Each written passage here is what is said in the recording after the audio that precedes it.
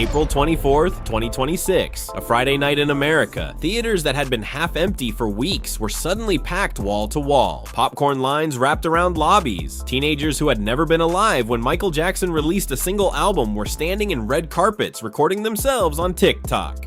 By Sunday night, the numbers came in $97 million in a single weekend, the biggest opening ever for a music biopic in history. Bigger than Bohemian Rhapsody, bigger than Elvis, bigger than Straight Outta Compton. The King of Pop was back, but here is what almost nobody is talking about. The man on that screen was not Michael Jackson. He was a 29-year-old who had never acted a single day in his life. He was Michael's nephew, and the only reason this film exists, the only reason the Jackson legacy is having this moment is because of him. This is the real story of how Jaafar Jackson saved the King of Pop. Welcome back. If you are new here, my name is your host, and on this channel we go beyond the headlines, beyond the spectacle, and we look at what is really happening behind the stories the world is talking about. And right now, the world is talking about one film, Michael, the biopic that just rewrote the rule book on what a music film can earn at the box office. $238 million worldwide in its opening days. The biggest trailer launch in Lionsgate history. Streaming numbers for Michael Jackson's catalog have nearly doubled since the film opened. The King of Pop, dead for almost 17 years, is back at the top of the charts. But underneath all of that noise, there is a quieter story. A story about a young man nobody had heard of who was handed an impossible task: to play his own dead uncle, to dance like him, to sing like him, to be him, and to do it with the entire world watching, with critics waiting to tear it apart, with a family legacy on the line, and with a $200 million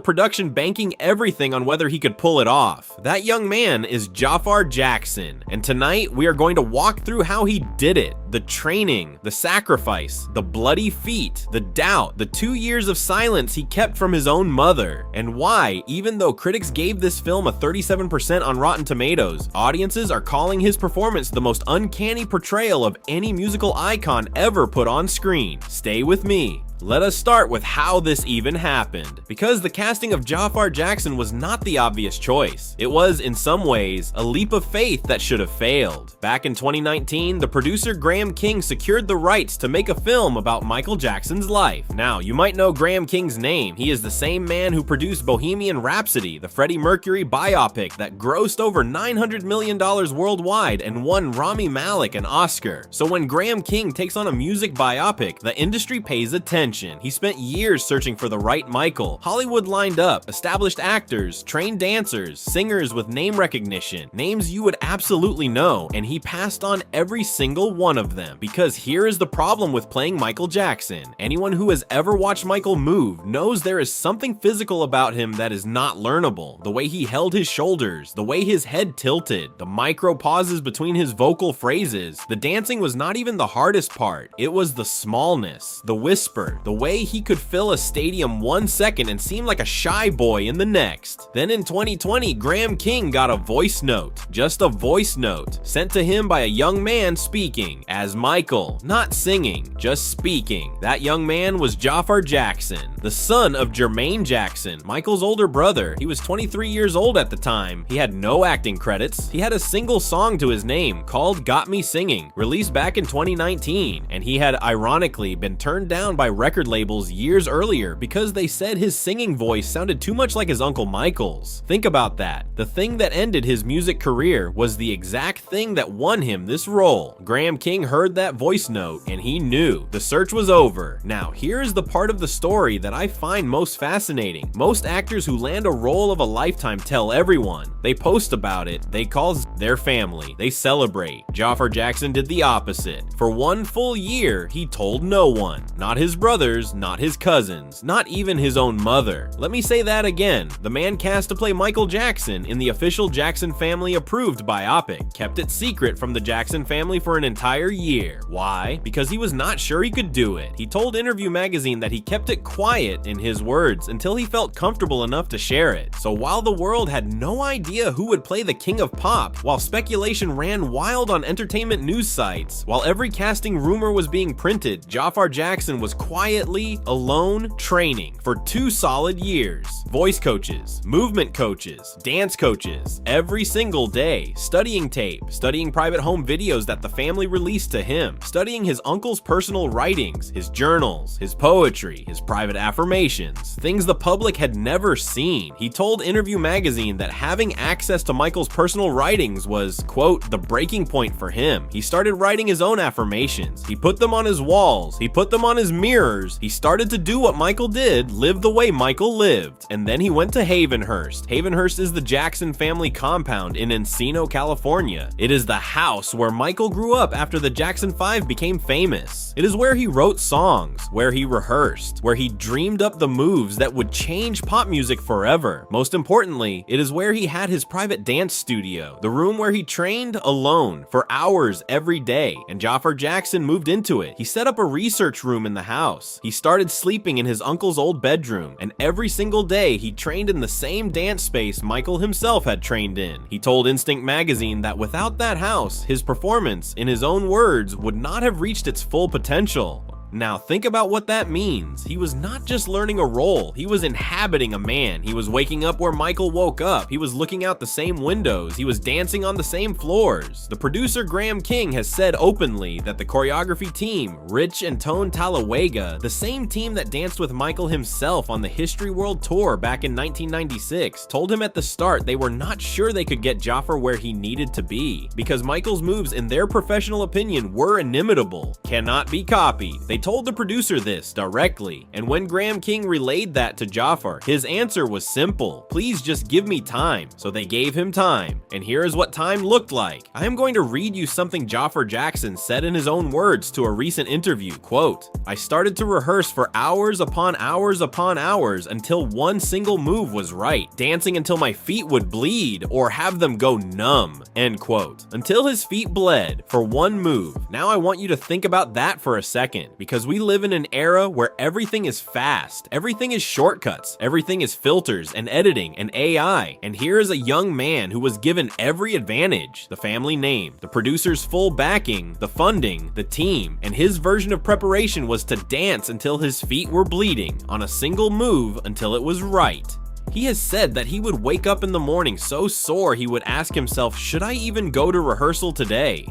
And then he would remember what his Uncle Michael used to say in the same situation. 3 words: let us go again, let us go again. Now multiply that by 2 years. 2 years of voice training, 2 years of dance training, 2 years of studying every interview, every home video, every walk, every blink, every laugh. While the world had no idea he existed, while his own mother did not know, he was building the performance. And when his mother finally saw the footage, she could not connect it to her own son. She told him it blew her away, because the boy she raised had disappeared, and in his place was Michael. Now let us pull back for a second, and let us talk about why all of this matters. Because here is the truth nobody in the entertainment press is willing to say out loud. The Jackson legacy was in trouble for years. The Michael Jackson estate has been fighting a war on multiple fronts. There were the legal battles. There were the documentaries. There were the streaming algorithms that quietly buried his music in playlists. There were the cultural conversations that made it uncomfortable for radio stations to play him, and there was a generation of young listeners.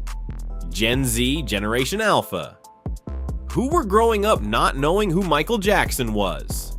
Not really. They knew the name, they knew Thriller as a Halloween reference, they knew the moonwalk as a meme. But the music, the artistry, the actual feeling of watching him perform, that was fading fast. The Jackson family knew it, the estate knew it, Hollywood knew it, and so did Graham King, which is why this film was made, not just as entertainment, but as a kind of rescue mission, a film designed to put Michael Jackson, the artist, back into popular culture, to remind the world what he was, and the entire success of that mission hung on whether one 29-year-old with no acting experience could carry it. If Jaafar failed, Michael's legacy would have taken another hit, possibly the final one. People would have walked out of cinemas saying he was unwatchable. The film would have been mocked, the streaming numbers would not have spiked, and the conversation around Michael Jackson would have stayed exactly where it was, stuck. But Jaafar did not fail. The film opened to $97 million. It became the biggest opening ever for a musician biopic. Michael Jackson's streaming numbers, according to Billboard, doubled in the week after the film opened. A whole new generation is now hearing hearing Off the Wall, Thriller, Bad for the first time, with fresh ears, and not because of an algorithm, because of one young man who locked himself in a house for 2 years and refused to come out until he had become his uncle. Now I have to be fair, because not everyone is celebrating this film. The critics did not love it. 37% on Rotten Tomatoes. Reviews use the word sanitized. Multiple reviews. They said the film glossed over the darker chapters, the allegations, the trials, the controversies. There was even a moment last year when reports came out that the script was rewritten in the middle of production to remove certain references. Reshoots. 22 days of additional shooting. The budget reportedly grew to $200 million.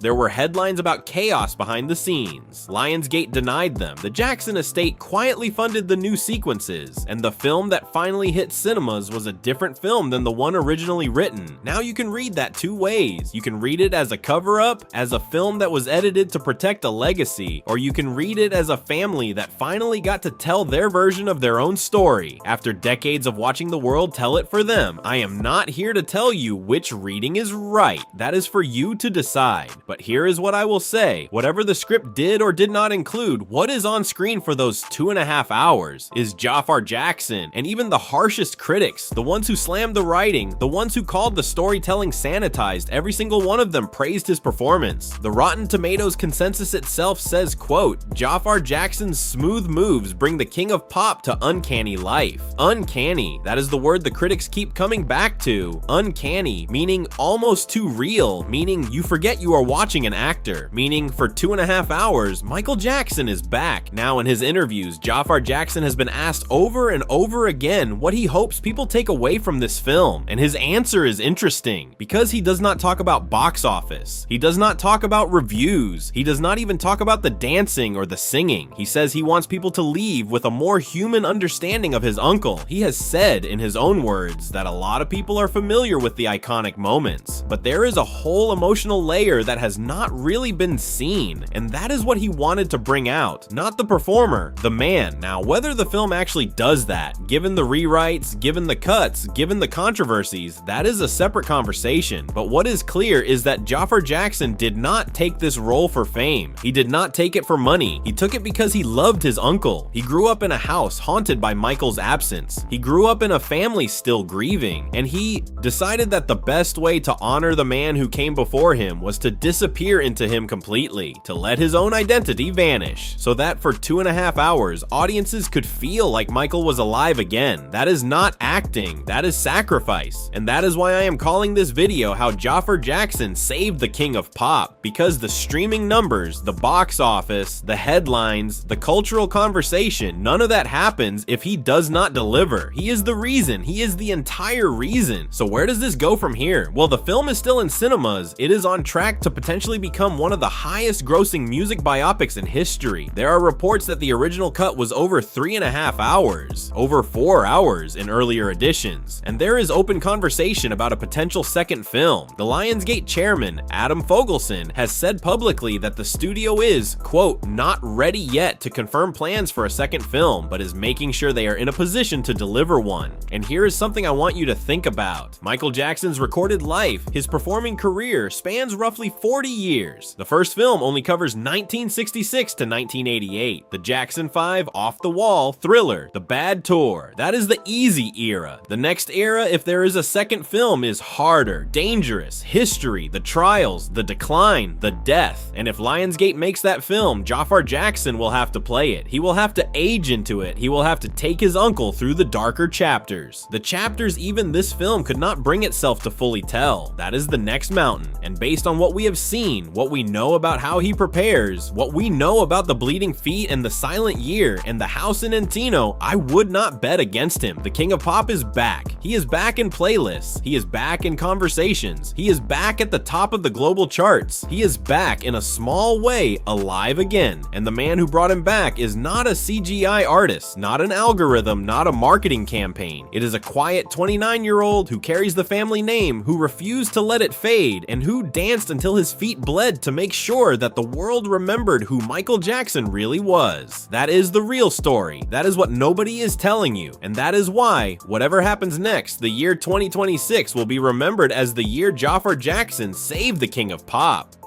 If you found this useful, you know what to do. Hit the like button, subscribe to the channel if you have not already. Drop a comment below and tell me, what was your favorite Michael Jackson moment growing up? I read every single one, and I will see you in the next one.